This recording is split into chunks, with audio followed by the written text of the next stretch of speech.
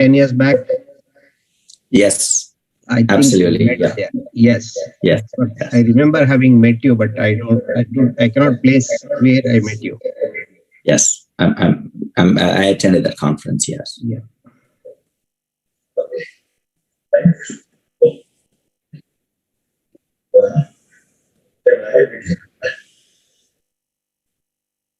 Yes, Rujita.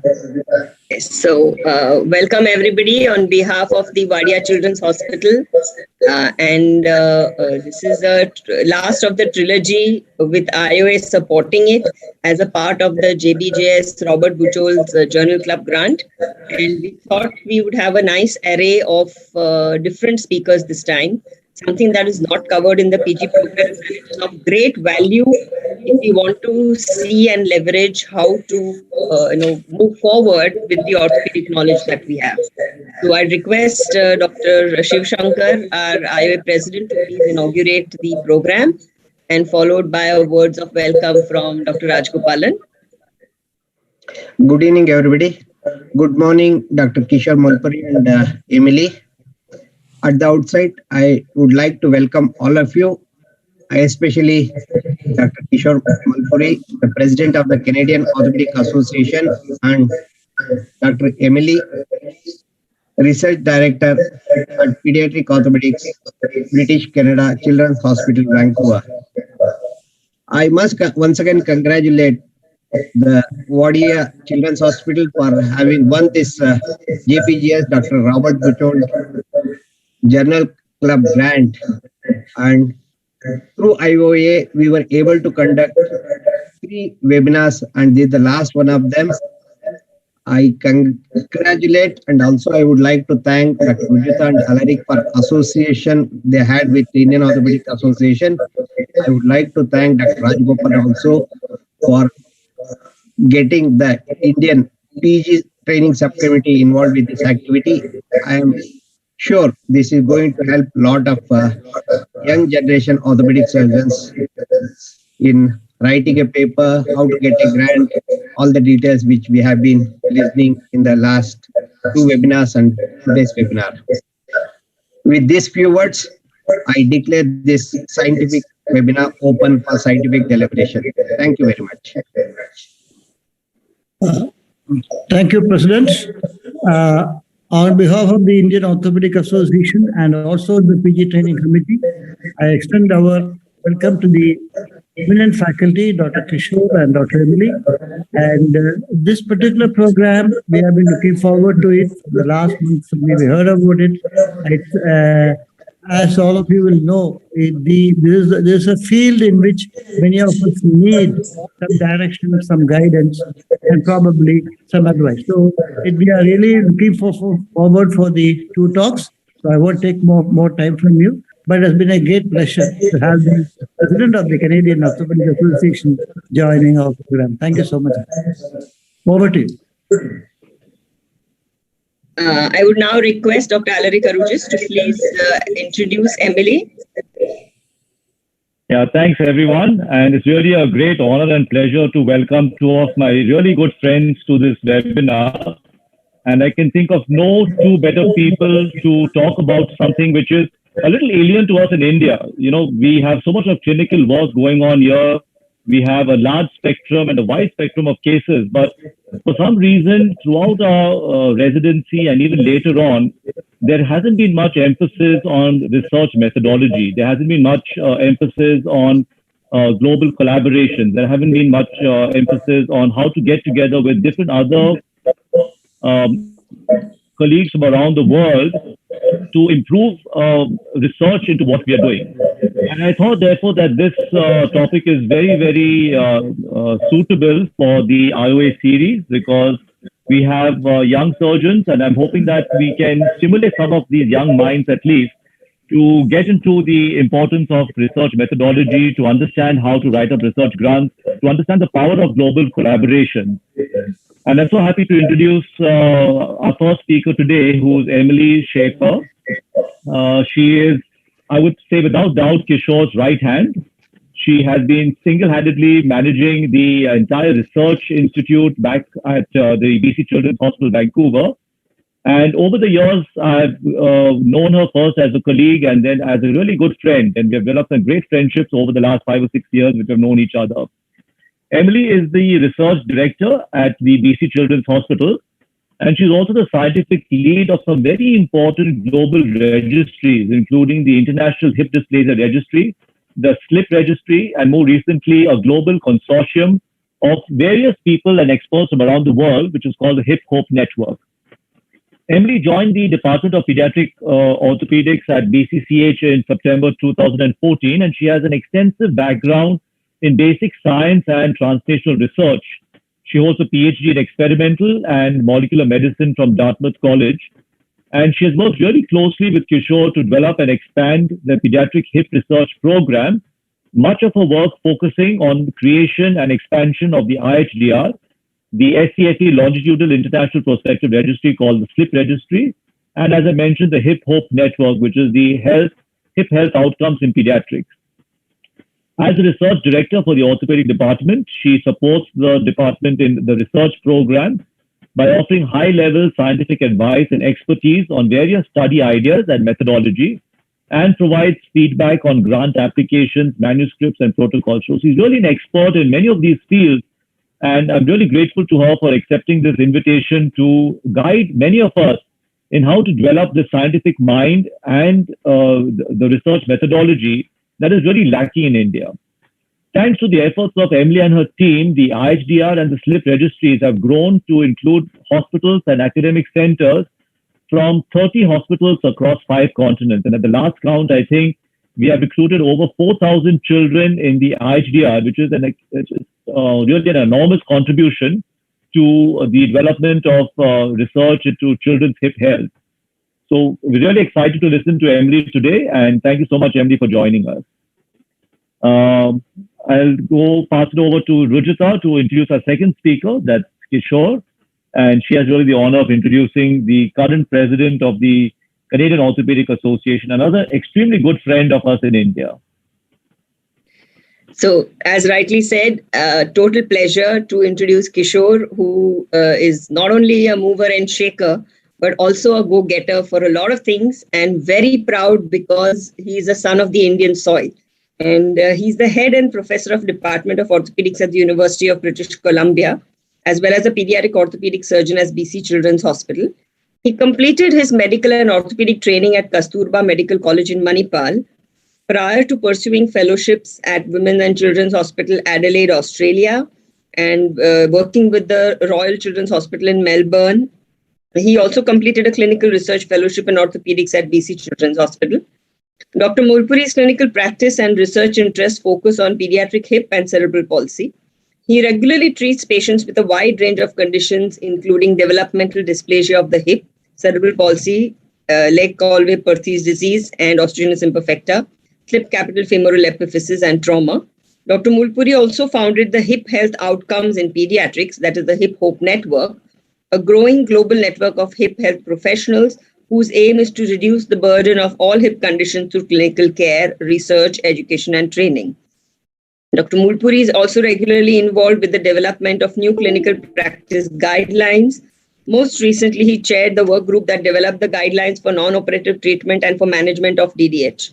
Dr. Bhutpuri takes on several roles, some of which are President of the Canadian Orthopedic Association, the Research Director, IHDI, that is the International Hip Dysplasia Institute, the Medical Lead at Child Health BC Hip Surveillance Program for Children with Cerebral Palsy, and the co-lead for BC Children's Hospital Research Institute Evidence to Innovation Theme, the founding president, the Canadian Pediatric Orthopedic Group, that is the CPOG, the Fellowship Director, Department of Orthopedic Surgery, BC Children's Hospital, Chairman, Medical Advisory Board, Hip Society, and lead in the HIPPY research team at the BC Children's Hospital, and the principal investigator and co-investigator at various international multi-center research studies like the IHDI, SCFE, and Longitudinal Perspective Registry, and the Pediatric Orthopedic Registry of Trauma and Health Outcomes, CP-HIP Outcomes.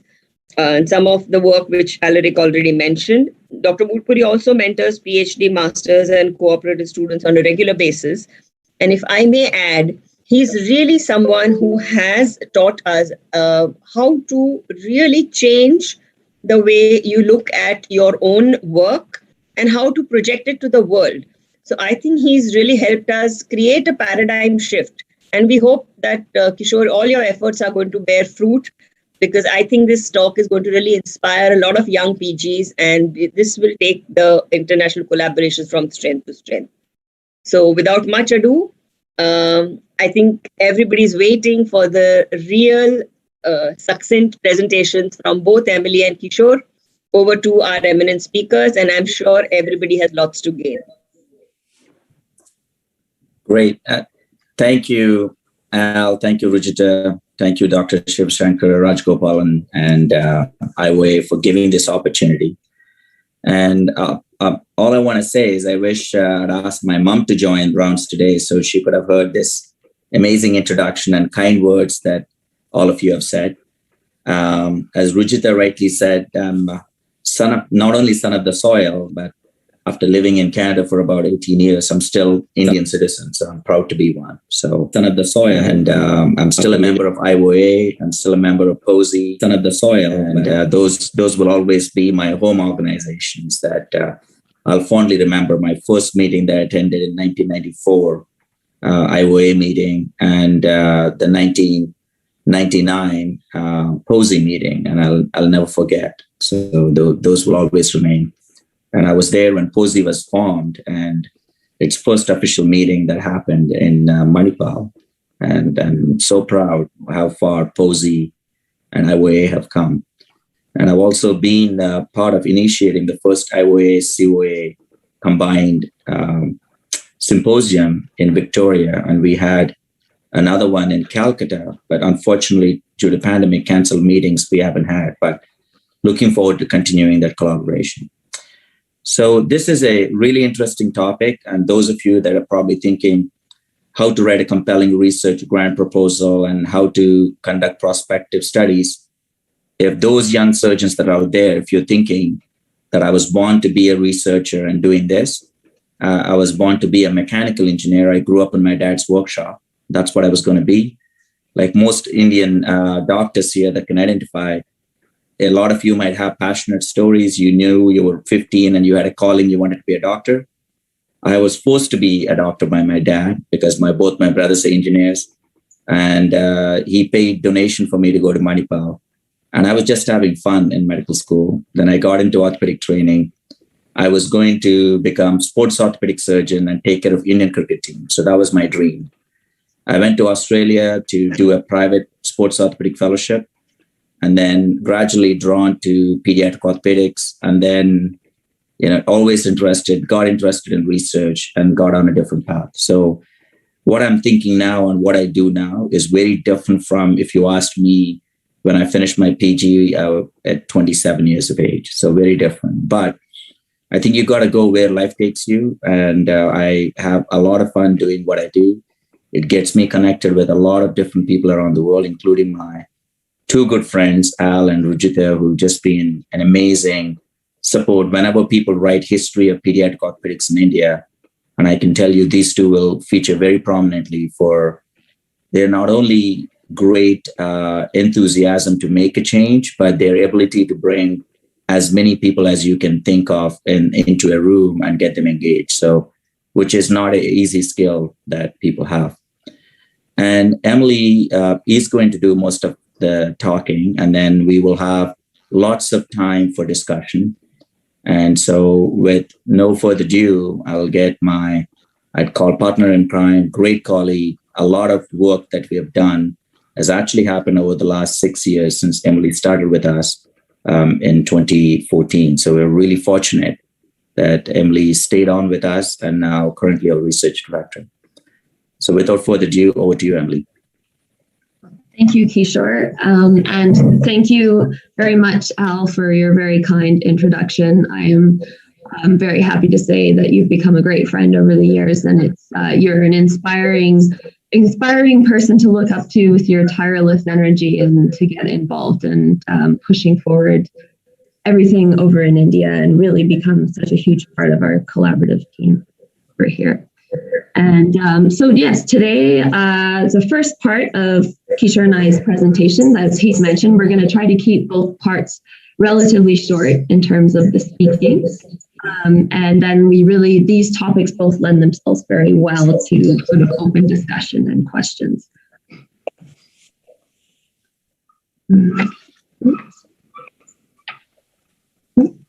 Okay, there you go. So scientific written communication, so talking about research and grant proposals, but scientific and written communication comes in many different forms, and each has its really own unique features and set of challenges. And research grant proposals are certainly no exception to that. They can be daunting to tackle, particularly when you're sort of new to writing them.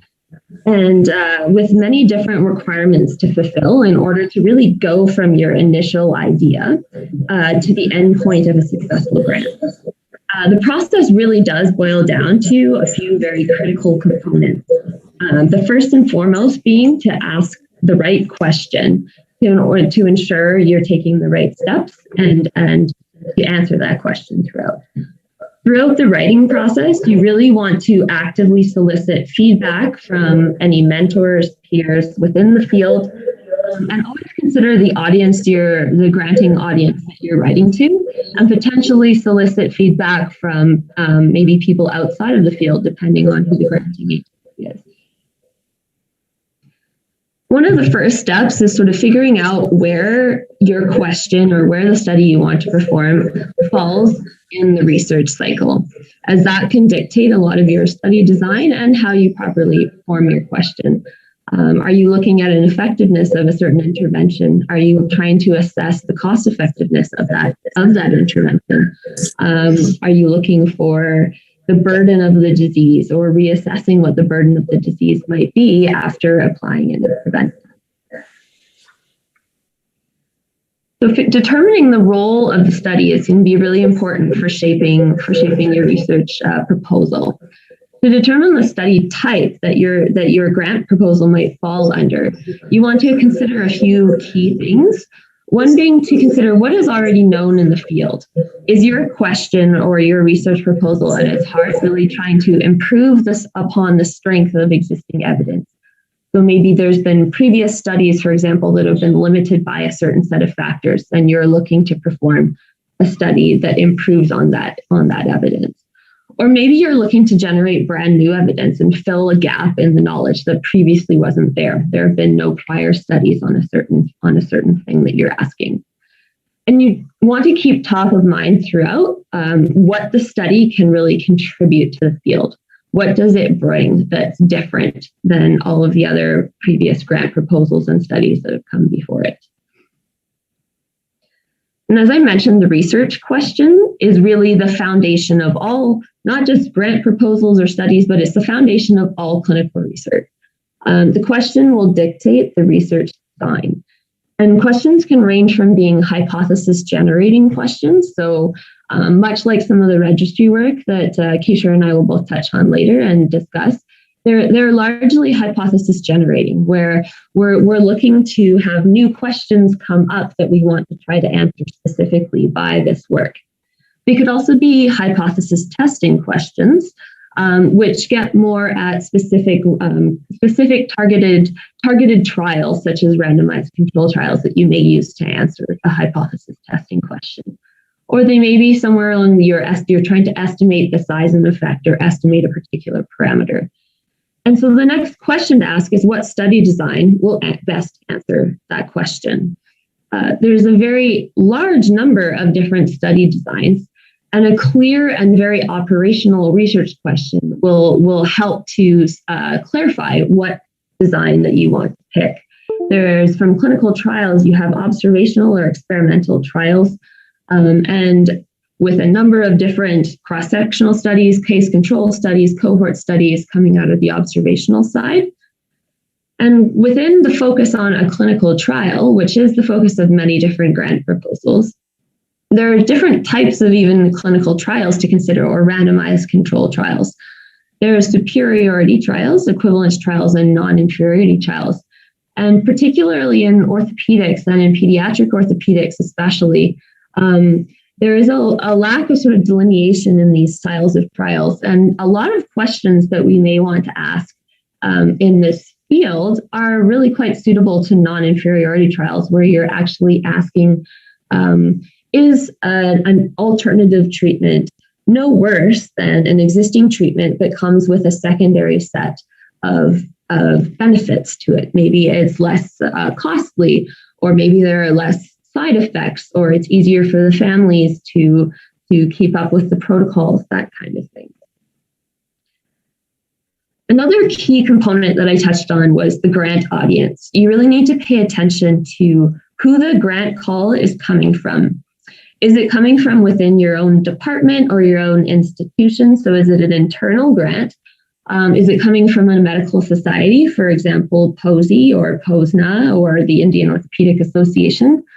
Is it a larger governmental body that's calling for these grants? So for example, in the US, there's the NIH, the National Institutes of Health. And in Canada, the likewise comparator to that is CIHR, the Canadian Institutes for Health Research. Another common grant call can come from, say, a charitable foundation. So each of these different areas where a call can come from will really shape the tone and the direction you take in your grant and how you explain your research question and therefore the study methodology. Part and parcel to where the grant call is coming from, you want to understand who is on your specific grant review panel. Are they primarily or entirely scientists or medical professionals that are reviewing your grant? A lot of the governmental grants will have research ethicists involved in terms of looking at your study methodology and how you intend to interact with patients. There may be members of the public on the grant panel, and then your lay term summary. So how would you describe it to non-scientists becomes very important.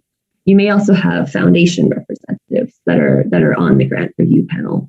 And so you must keep all of these in mind when you're going through and shaping the language in your grant. Some key considerations that grant reviewers are looking for. First and foremost is the potential impact that your study might have. You really want to sell the impact portion or the significance portion of your grant that you'll have to write. You don't necessarily have a lot of space to do this in any given grant proposal, but it's something to really flesh out and focus on as a key.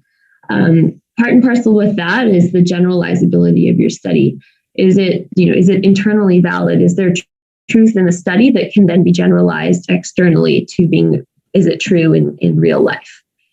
And as throughout the grant, you really want to take a logical approach with a clear and methodical layout. You want to make it very easy for the grant reviewers to follow your train of thought and your study design and order of events in your study. Some other key considerations, this isn't obviously always possible, but some things that can really strengthen a grant application are to execute a pilot project prior to submission. This pilot project data can help strengthen your rationale that goes into your grant. It can help you work out, the best way to approach a particular problem. Maybe you go down a certain road with this pilot project and realize that you could approach this a different way that would be more effective or more efficient. Another key thing, especially before larger grants, is to demonstrate that you have a proven track record of good collaboration before a larger group grant. A great example of that for us was the POSNA registry grant that successfully got our International Hip Dysplasia Registry that was mentioned in the introductions, IHDR, off the ground. We were the awardees of the first POSNA registry grant for this project back in early 2017. But this was really on the back of a previous 4 or 5 years of work within the International Hip Dysplasia Institute, where we were collaborating with 8 different centers, or 8 to 9 different centers on that project on a smaller scale, and already had those collaborators on board.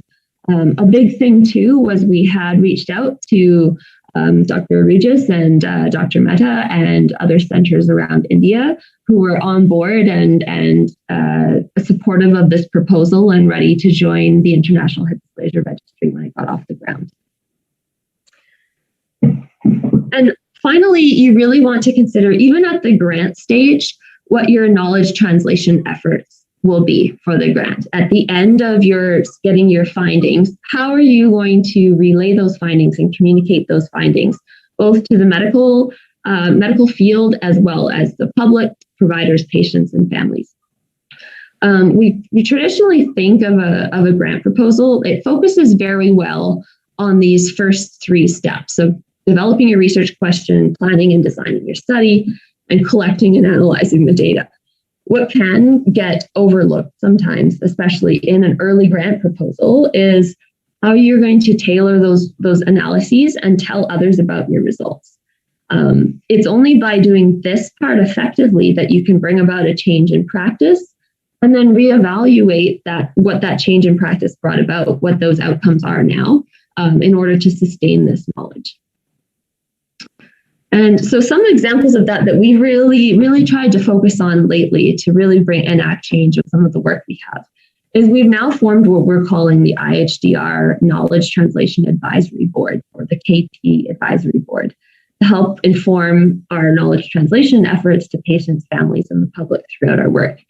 To do this, we've brought together 7 different advocacy groups for developmental dysplasia of the hip, including IHDR, Healthy Hips Australia, Miles for Hips, the STEPS charity, and DDH UK, as well as our own local here in Vancouver foundation, I'm a Hippie. And we conducted an online survey with the collaboration of these groups to do a global assessment of patient and family experiences across hip dysplasia diagnosis and treatment. And we got overwhelming responses on this survey, and the number of people from around the world that were wanting to respond and share their stories. And to continue knowledge translation efforts, it really is an ongoing thing. It requires sort of continually reaching out and having events. And we held the inaugural International Hip Health Day, where we brought together researchers, medical professionals, patient advocacy groups from around the world to celebrate all of the work that all these different groups are doing, and plan to do more of these in the future. And finally, just want to leave with, for this portion of the talk, the success of your next grant really depends on the success of your current grant. So it's critical to only apply for the current grant if you're ready to execute the study, to really set yourself up for future success. And the grant cycle can definitely feel like a bit of a vicious cycle sometimes. It's supposed to work in this nice, neat, linear order, but in reality, there is a lot of stuff in the background that sometimes you're doing the study first, and then you're circling back to write the grant to get the money to pay for that, sort of retroactively. But the process can be a rewarding one. I'm also happy to, Kishore and I are more than happy if any of you are sort of writing a grant, we're more than happy to take a look and give our thoughts on it from an outsider's perspective before you submit. We're absolutely happy to do that, and feel free to contact me with any questions about it. Okay. And to move to the next section of our talk, as I mentioned, I'll talk through this part, and then Kishore will lead discussion on this as well as the research grant proposal. So, quite coming out of what I was speaking about in the research grant proposal is how to participate in international collaborations and registries, and that's been a huge focus of our work over the last 6-7 years. Is really bringing international or global relevance to the work that we're doing is becoming so important to understand. And so at BC Children's Hospital, we've really put a focus on setting up some global orthopedic registries. We have a number of different hip condition registries, as well as our counterparts with Dr. Anthony Cooper, looking on the limb deformity side of things with some limb deformity registries. So we currently have the International Hip Dysplasia Registry up and running, the SLIP registry up and running as well for SCIFI. We also are establishing a rare conditions registry, so a rare hip conditions registry under the auspices of the HipHop Network, as well as a global Ped Ortho, which is the trauma registry. And we're looking to set up a cerebral palsy registry as well. And then the Cooper team has a number of different registries and studies they're looking to set up on the limb deformity side. And this work was really driven by when we started looking at, this the world population distribution. Is we just take up this tiny little bit that you can barely see us over here in Canada, and even in the United States, there is still a relatively smaller proportion of the world population than, say, what's representative in India and China and Asia as a whole. And it's really then it's of utmost importance for all of us, and we have so much to learn from really embracing collaborations in India, in China, in Africa, across the world, to really increase the relevance of the research that we're doing to the more of the world's population. And with that in mind, that was why the International Hip Dysplasia Registry was born. It's the first registry of its kind in both size and scope in terms of prospective multi-center observational registries for GDH. And the goal is really to optimize patient care of children with PDH around the world, and not just in our own backyard in Vancouver or in North America, but around truly globally. And to that end, we're very excited to say that we're now at 4,120 patients enrolled after 5 extremely hard years of work from all of our collaborators. We have 27 participating sites with multiple more that are onboarding in the process right now that are representative of 7 countries across 5 different continents. So it's an exciting time, and we've had some fantastic collaborators in India on this project that have been wonderful contributors to the study to date. And what IHDR allowed us to do was to dream big with our initiatives. We used it as a model for a number of our global research initiatives, including the development of the SLIP registry, the Ped Ortho, or Pediatric Orthopedic Registry of Trauma and Health Outcomes I mentioned, as well as the HipHop Network that has now been inaugurated and is getting kicked off to start things. So the SLIP registry, likewise to IHDR, it's younger than IHDR, and the patient population it's less of a frequent condition, but we are at 277 patients enrolled in the SLIP registry so far, with 49 centers either interested, onboarding, or recruiting across 12 countries and 6 continents. And Global Ped Ortho, as I alluded to, it's in the inaugural phase, but a prospective observational registry on pediatric orthopedic trauma and health outcomes. We aim for this to be the largest pediatric trauma registry in the world, and specifically looking at a number of fracture types that have a particular treatment controversy or some clinical equipoise in either taking a surgical or non-surgical approach, or 2 or 3 different surgical approaches, and there's not a clear agreement across the field on what direction to take to treat. And we're seeking global representation for that. We have 20 centers on board already, and we'll be looking to expand that as we grow as well. And finally, in terms of registries and global collaboration, the HipHop Network, or Hip Health Outcomes in Pediatrics, really represents the pinnacle of all of our efforts for this. It's beyond research, the scope of what it is. The HipHop Network strategic framework, we have worked with a group of orthopedic surgeons, physiotherapists, and other researchers around the world to develop this framework for the HipHop Network. And we've settled on 4 main pillars for this network, being community, research, professional development, and growth and outreach.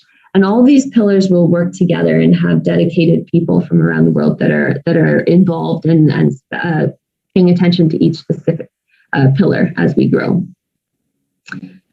And within the auspices of the HipHop Registry, I mentioned this earlier, is we hope to develop, and we're in the process of developing, a HipHop Rare Conditions Registry. So we've talked a lot about DDH, about SLIP, about the hip and cerebral palsy. We also contribute to the International Perthes Study Group. But there are a number of other hip conditions that are far less common or far less talked about that really require global effort and global collaboration to be able to properly look at some of these conditions. And these are just a list of some of them here that we hope to build a registry around, and we are in that process right now. And so we are definitely actively seeking collaborators with interest on any one of these conditions or a few of these conditions to be joining in this effort. And hopefully we can start solving some of these problems in the rare conditions. So to talk about some of our IHDR collaborations, particularly with the centers in India, we've had 5 Indian centers that have been contributing to IHDR since 2016, 2017. And they have been absolutely excellent contributors and members of the group. They are amongst the top centers for data input and patient follow-up.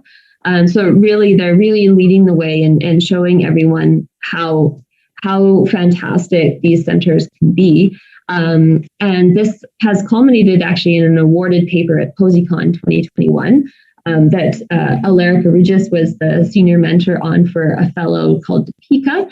Deepika presented this at the conference, and they were one of the top 3 awarded papers in the session there. And they examined demographic and practice variability across the 5 different centers data that are in IHDR. And that paper is now being submitted to the IGO special issue of BDH. And so for future collaborations, just to leave you with this message that we would love to collaborate with you. We need you guys leading efforts and being engaged in these projects to become the success that they are. What might be required on your side is some infrastructure to enter data. So good online connection. We provide the access to the database and everything on our side. But you do need some infrastructure, either a fellow or a research assistant or a dedicated clinic process to enter this data. You also need to get research ethics board approval at your institution, but above all, a willingness and enthusiasm to get involved. And finally, before I let Kishore take over for the discussion, I'd just like to acknowledge our funders. We have a number of funders, the Peterson Fund for Global Hip Health, I'm a Hippie Foundation, POSNA, the Canadian Orthopedic Foundation, BC Children's Hospital Foundation, as well as Divi's Foundation for Gifted Children. And with that, I will let Kishore lead the discussion, and we'd love to have your input and discussion on these too. Thank you.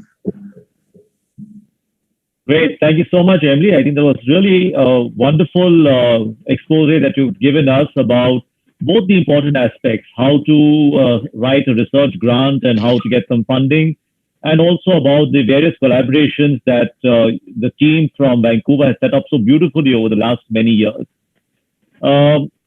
Kishore, would you like to say something, or should we ask a few questions? Yeah, probably some opening remarks, Al. So, we started with a very, very small study, and the first grant that I got was for, less than $5,000. I think if I remember right, was $2,000. And the most recent grant we got was $450,000. So it really, you got to start small, and any opportunity you get, just so that you practice and you take the reviewers' comments really seriously and see if you can address that and reapply. It's like what Benjamin Joseph told me when I was writing my first manuscript in Manipal. When it got rejected, he said, look, if you believe in that and if you want to publish, you have to keep at it. So there are some that I know that we've submitted to 5 journals before it finally gets accepted. And grants are no different. And it's always good to have somebody who is not so attached to that study review it, so that, they can look at it from their own way of advising you as to, what's the best way to address some of their concerns. And, as Emily mentioned, it's also important to be really thinking about a lay language in there, because sometimes the people that review the grant are not necessarily orthopedic surgeons. And depending on which granting agency that you're applying to and you're competing with, cardiology, oncologists, and others, which are, let's face it, the challenge we have in orthopedics is nobody dies from orthopedic problems. And you're trying to improve somebody's quality of life. And, a lot of people think of orthopedics as elective surgery, and I don't think it's elective, it's restorative surgery. You're restoring somebody's function, you're optimizing somebody's function. So it's really important when you are writing that you bring in the significance and the burden of this issue, because that's what people need to be drawn to when they look at them, right? And before you get a grant, you need to show a track record that you're able to collaborate and you're able to work together. And those can happen in small steps, right? And I would humbly say, even though I'm not sure if Rujita and Al have applied for a big grant, but they're well positioned because they have global collaborations. They've shown that they published a lot of papers with those in India, but around the world. And so Wadia is well poised if they apply for a grant, that there is enough track record now that they have infrastructure, they have a research coordinator. So those are the elements that you want to work on, depending on what you take on. And not every grant needs to be a multi-center. There are things that you can do in your own institution with your own time. And that's absolutely fine. And I think the other group that does really well in India is, we all know, is Ganga Hospital. And I think the infrastructure that Dr. Rajshekharan built and done, they're really good at leveraging what's out there. The last one that Emily mentioned, Divi's Foundation for Gifted Children. I have a conflict because I'm related to the family, but even otherwise, I can tell you there are lots of now corporates in India that want to support their efforts in the medical field. And there is a lot of funding through corporate social responsibility to CSR, and medical research is one of them.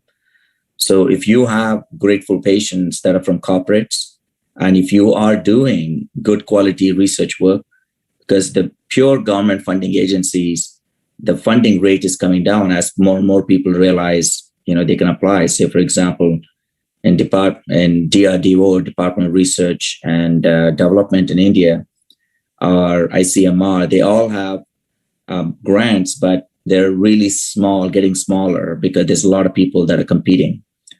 But you can apply with these corporates as long as you show them that you're making a difference and your research and your contributions are going to help change some of the codes for patients.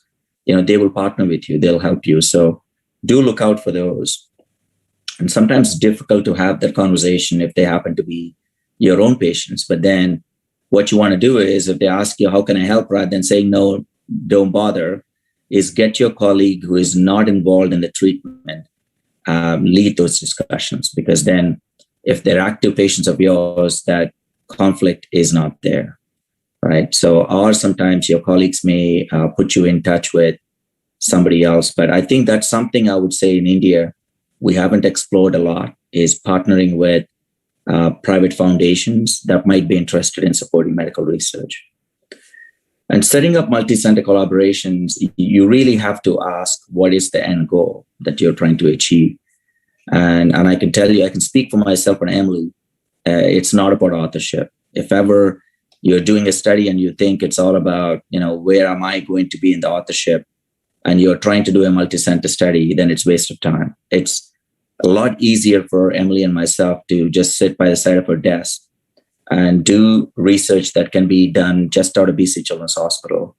But then we know that we're not going to be making an impact, because if you don't have large enough numbers, if you're not collaborating with areas where the help is most needed or the research is most helpful, then I can retire and say I'm the world's TDH expert, but my research is relevant to less than 10% of the world. As Emily talked about, when we first started, we were so proud.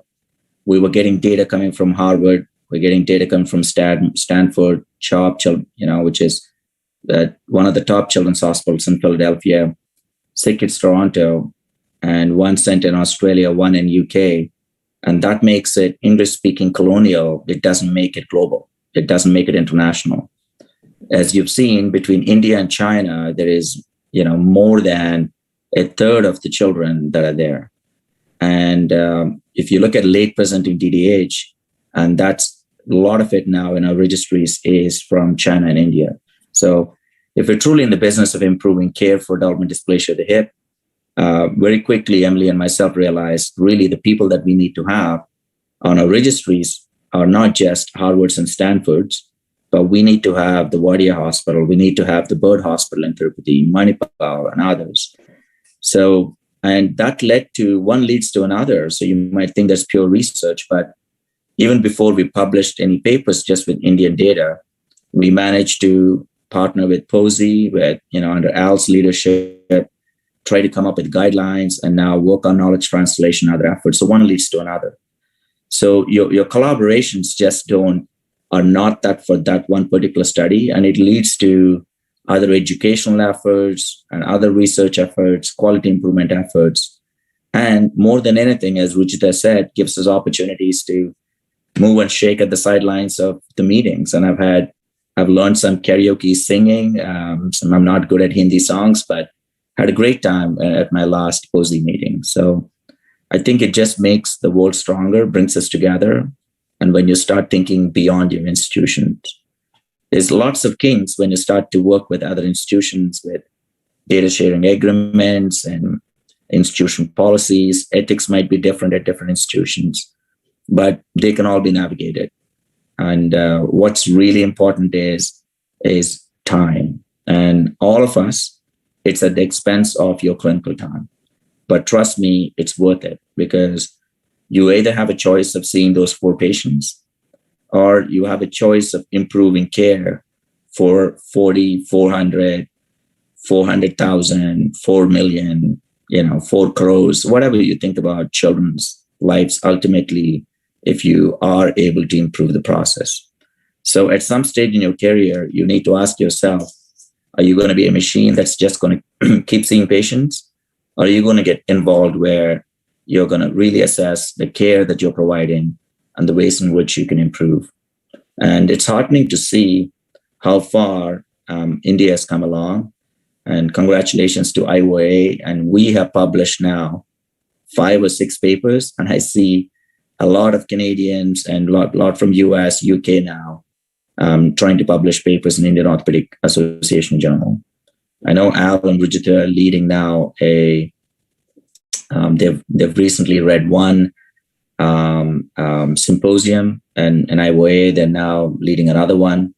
So it's great to see how nicely and how rapidly India is taking up looking at, scientific way to improve our care, not just providing care, but really looking at other ways. So thank you for this opportunity. I'm happy to take any questions, both from myself and Emily. Great. Thanks, Kishore. You have really shared some wonderful tips there. I think one question I really want to ask you, because, one thing that's lacking in India is that scientific rigor that is so embedded in the West. And I remember when all of us went on our fellowships, the first thing we realized is how well research is conducted abroad. And there's no dearth of numbers, there's no dearth of, amazing cases that we have in India, but we just don't have that scientific rigor to follow up cases, to study our own results. Now, you're a person who's worked both in India and then gone abroad. You worked in Australia, you worked in Canada. How would you suggest that, people who are interested in doing good quality research, not just, publishing retrospective studies, because that's something that we all tend to do. We work in silos. Each institution just looks at a few cases, publishes a short follow-up, but we really don't have that body of research or that interest in prospective randomized studies at times, What would you suggest? How do you go about building a research team? Because I know that's one thing that you have done very, very successfully in BC Children's in Vancouver, and now as the head of the UBC. For people who are listening to this webinar, those who will come in on YouTube later on, how do you go about building a research team? Because, a single surgeon by himself or herself obviously cannot do all this sort of research. So what are your tips and tricks for that? Yeah, I think number one thing is obviously your time, which is very valuable that you have to invest. And I know having worked in India, all of you work from 8 a.m. to 9 p.m. or 10 p.m., 11 p.m. So your time is very limited. So within that, if you are willing and hoping to invest your time, very quickly you have to get to a place where you shouldn't be doing something that others can do. So that is having a non-medical person, maybe somebody who works in your institution that is a clerk or someone non-medical but understands science, be a part of doing all of the paperwork that's required, right? Submitting, if you have ethics board, following that up, standing outside your clinic room and to recruit a patient, getting them to sign, filing those consent forms away, merely putting the data in. I do know a lot of you do yourself. Al, you do a lot of that work yourself. So first thing to do is to protect yourself from doing that, getting people, help that you can probably pay a lot less to do that. And, that could be that you could probably see 2 extra patients to pay for that whole day of that person's time, right? It works out to the same. So number one thing is to really look at what kind of support you can build. And I can tell you, if I had to do all of this, there's no way I would have been able to do it. So over the years, we had research assistant, research coordinators, research managers. And now, then when you get to a certain stage, you need to build partners, right? So Emily truly is a partner now in this research. And she's a PhD scientist, so she's a real doctor. And she's a non-surgeon, so she's not interested in going to the operating room and seeing blood every day, but she's interested in improving outcomes. So when you get to a stage looking for those opportunities for career researchers, I mean, you have several in India that have done science degrees, that have done MSCs and PhDs that are looking for opportunities to collaborate. So if they get inspired that they can partner with you and trying to improve care, and it will work, it'll happen. Some corporates now are looking at this, like in US, Mayo Clinic and others. I can give you an example from Apollo, for example. Those of you that work in big corporates, it's one of the things you want to negotiate when you join the hospital and starting to work, is that they give some infrastructure for you to be able to do that. And the last one is there are a lot of web-based platforms, and some we can share if you're interested in sort of following up your own patients, that we can share some of what we built that you're able to contribute to your own patients. And I know of a ENT surgeon in India who follows his own patients, built a simple database. With a click of a button, he's able to pull up and analyze and look at them. And my cousin, who's an oncologist from Chennai Apollo, his name is Dr. Ramesh Namagedda, and he's a private practicing oncology surgeon, but built the largest oncology database there is in India called OncoConnect. And they have 500,000 cancer patients in their database. And very soon they will become one of the largest oncology databases in India and around the world. Sorry, around the world, not India. They already are the largest. They have, right from Tata Memorial to, you can name it, all of the major cancer institutes contribute data to that. Adayar, or whether it is the cancer hospital in Hyderabad or Chennai, or they're all contributing data to that. So same way, I think IOA should look at a program where you build a database and have surgeons contribute those that want to.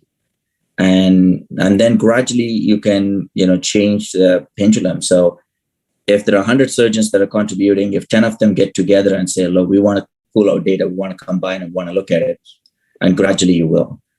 And the way to do that would be, partner with industry. There's a lot of industry-led databases that are coming out right now.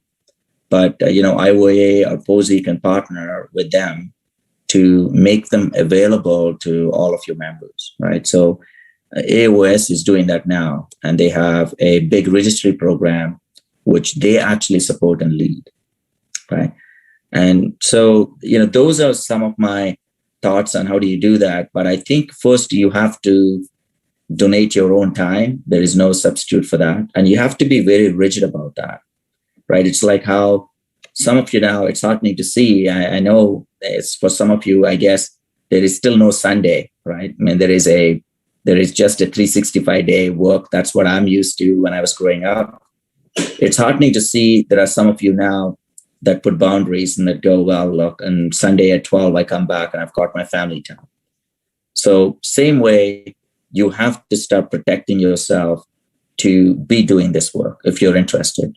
And I can tell you it is very rewarding when you look at your own results, you combine with others, you learn from it, and you actually see that your infection rate is coming down.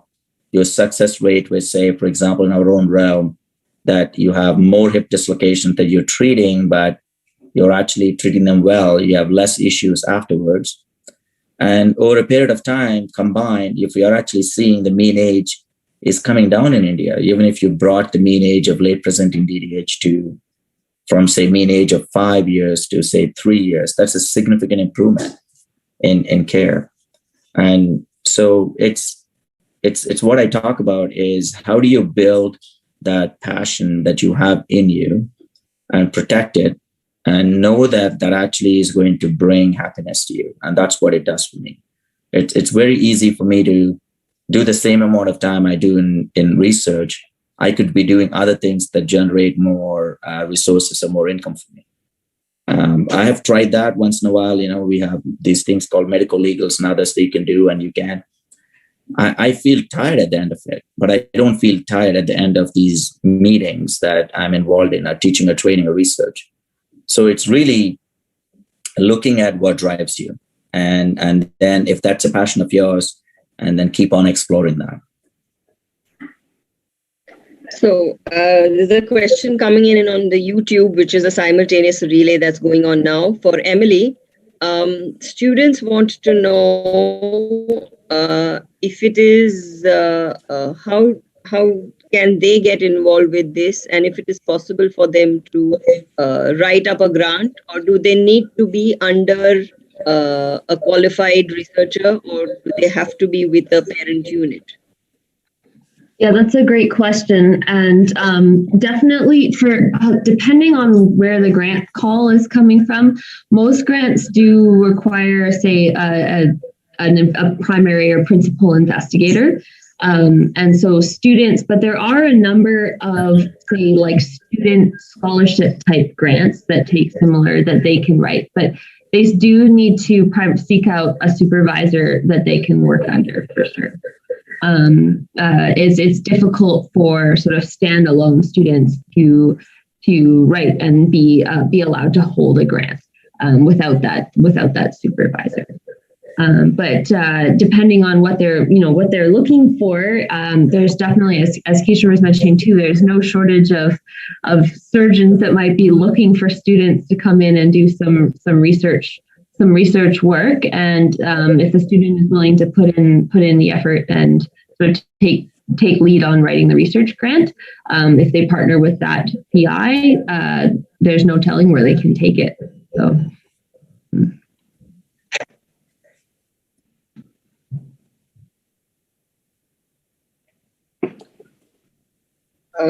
Dr. Rajgopalan sir, Sandeep? Any comments from Dr. Rajgopalan sir and Sandeep? I have one, little different from what Dr. Kishore said and Dr. Emily said. I just want to ask them whether one of the factors, as you said, we have a problem in initiating, people getting interested in, people able to devote time, and people being motivated. So do you think a separate, like you have it in Canada, I think that a faculty here has to do the treatment, surgery, everything. Suppose you have a separate faculty for only research. Will that help? I can probably take that question, Dr. Rajgopalan. Yes. A surgeon that purely does research, they can turn at some point to be doing that. There are some around the world where they feel their impact is a lot better just doing research than surgery. But unfortunately, what happens is they get a tag of a podium surgeon. And especially if you're talking about surgical techniques and how to do them, and you have never done that yourself, and people start to question, oh, I'm not so sure. He was probably never in the procedure. So best would be to partner with, like how we have here, Emily. She doesn't operate, but I can tell you she knows everything about fractures, classifications, how to treat, because she actually attends our rounds. So we have a Monday and Thursday rounds, and Emily attends, and Emily hears our controversies, discussions, and whatever. But if people are drawn to it, you can. I mean, it's not uncommon for us to see sometimes plastic surgeons turn into cosmetologists, and they do very little surgery, but they do a lot of other small interventions. Same way, if there are surgeons that can do that, that would be great. I think one opportunity we have in India truly is, to some degree, now I see, especially in the pediatric orthopedic world, and they're doing that well in India, is all of your PG projects, right? Every single orthopedic surgeon, if you have 5,000 of them graduating every year around India, I'm not sure the numbers, maybe 1,000 orthopedic surgeons every year. And if those 1,000 all have to do a thesis, I remember me doing a thesis. And my thesis actually went somewhere, it got published, and it added a little bit to the literature. And I remember more than 3/4 of them were topics that were just there so that they meet the requirement, versus topic that actually contributes. So if the examiners, the PG examiners and the professors in India all take with a lens that every single, because those PGs are putting those effort for those 3 years, they're working really hard to address that.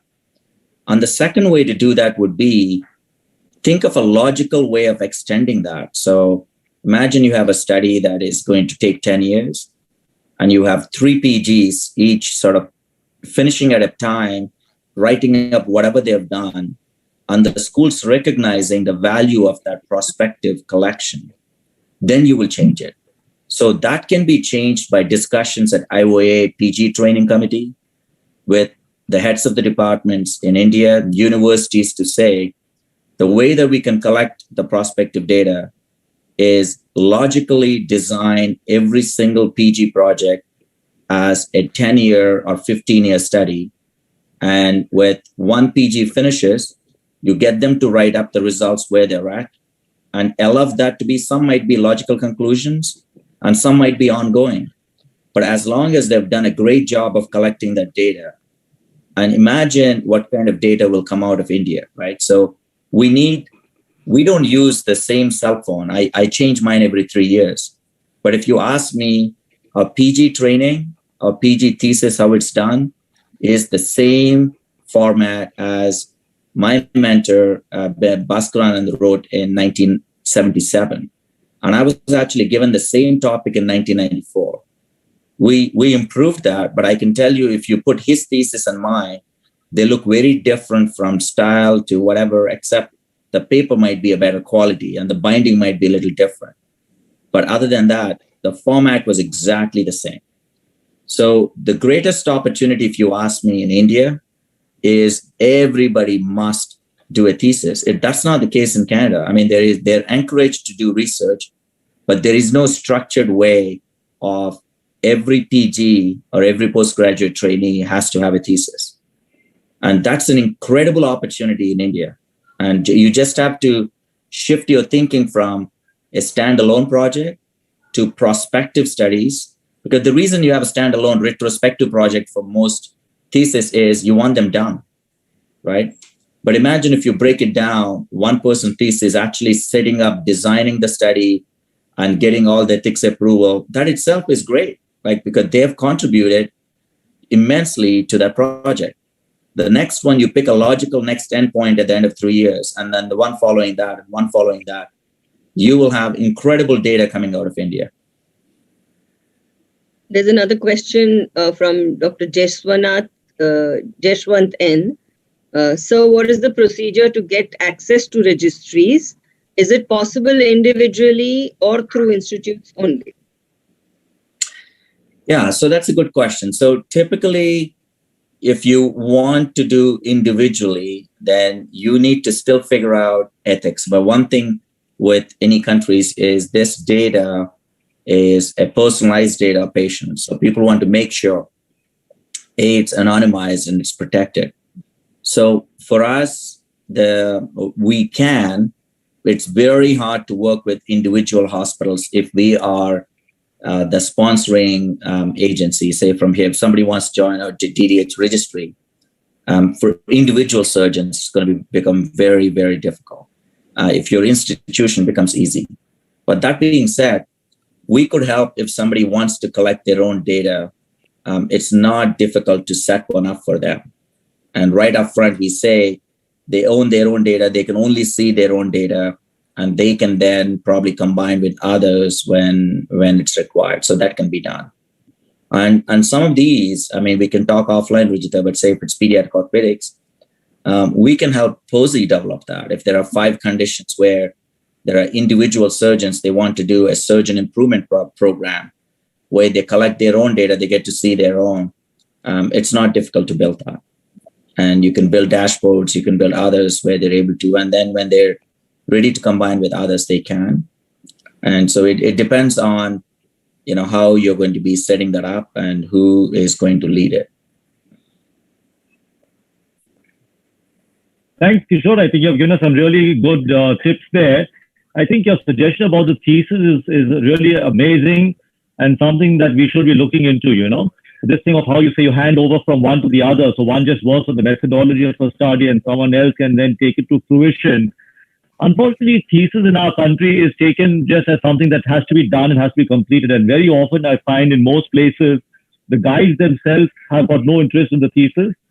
So therefore, the student just sort of copies a thesis from somewhere else and just changes a few things here and there. And what could have been a really powerful tool for research in our country is really very underutilized. And I think Dr. Rajgopal is here as a very senior member of IOA.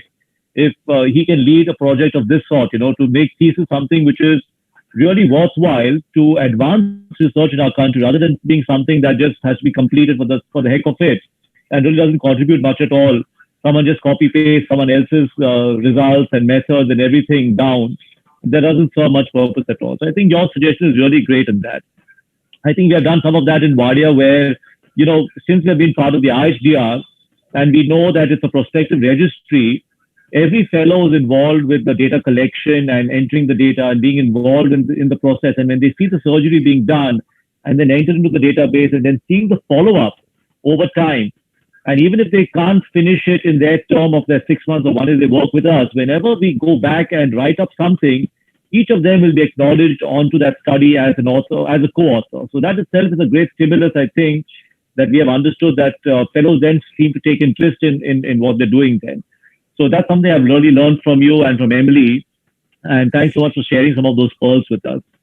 If there are no other questions, Ruchita, is there anything else?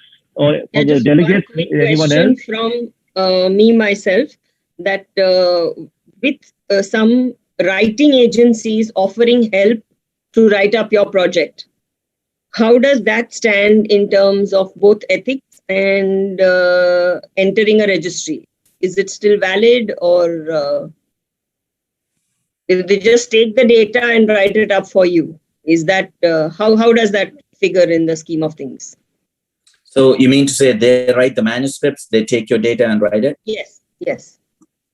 Yeah, I mean there are those you're talking about like contract research agencies that do the writing. Content developers, yeah. Yeah. So that's totally fine as long as you still have your lens in guiding and interpreting, right? I mean they're basically research assistants, coordinators, managers that are in one central area. And but they don't have your expertise. They don't have your knowledge that you have. And the way they may interpret the results when they write down might be different than yours. So they can substitute. I mean, they can write in a language and a format that is easy to sort of submit, but it's still not something where they can substitute for your expertise on the field. So how do journals view these kind of efforts? Do they accept these kind of collaborations? Yeah, to be honest with you, if somebody is helping you write a manuscript, which we actually do, so we're not a contract research agency, but Emily helps orthopedic surgeons from China quite a bit when they're trying to write their manuscript. It's not our data, it's data from China. A lot of the time, we're not even authors on it. Not a lot of the time, till now, we're not even author on one of them. But she would help them with not write the manuscript, they write their first draft. She will edit it quite heavily, and she will send it back to them. And that doesn't make that manuscript any weaker if you're advancing the science. Same way, if somebody says, look, I'm not great at writing. For example, I can't write like Dr. Benjamin Joseph does or Alaric.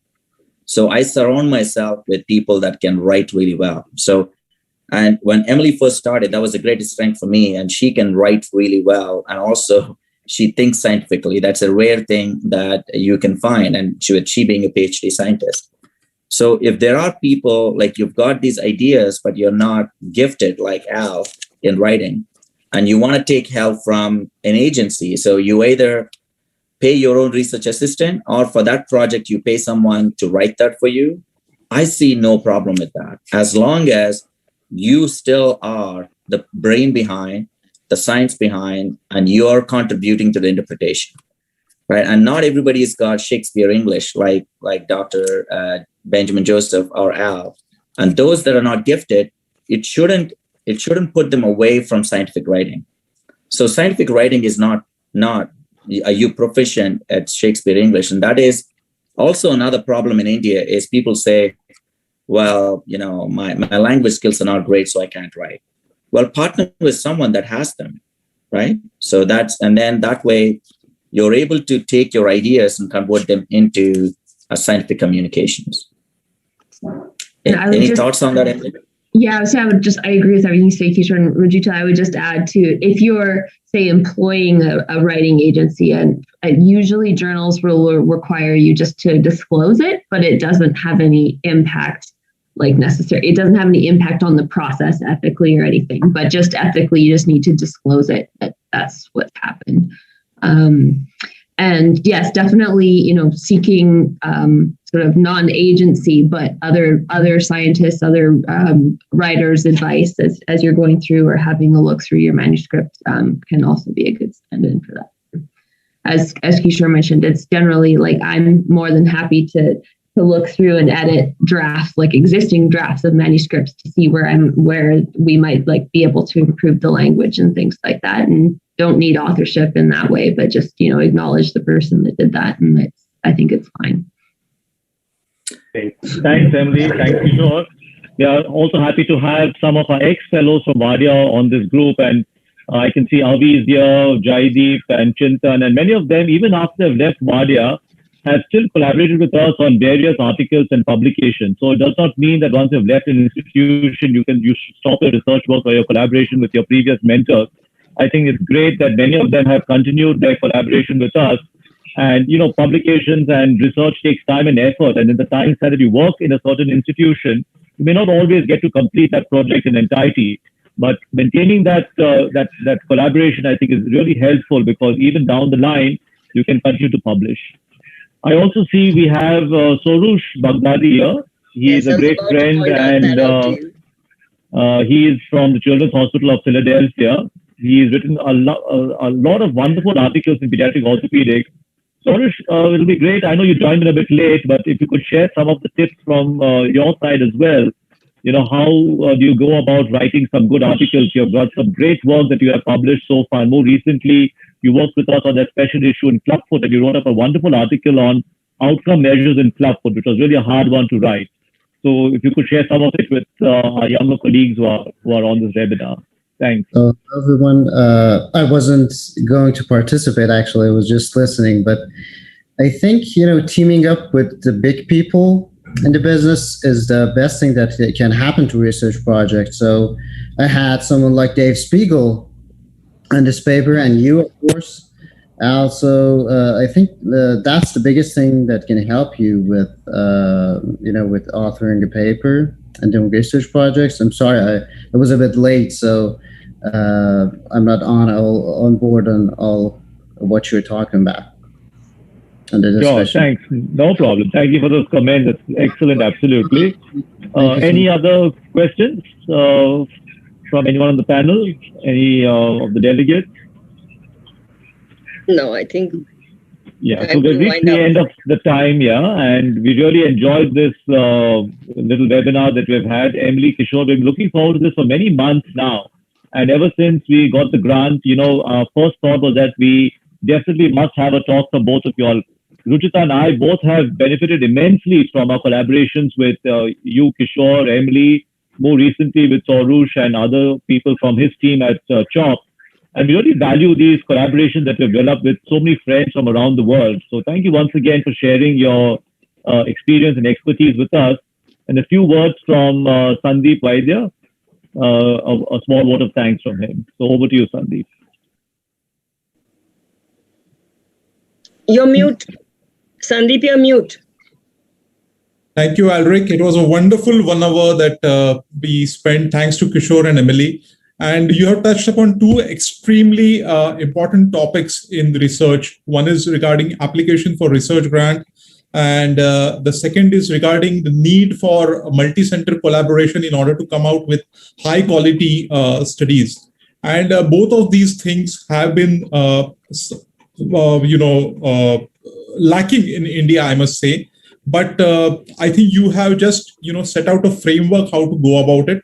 And this video is also going to be available on YouTube. So I would also encourage our, faculty members from other institutes as well as students to, log into our YouTube channel and go through this video.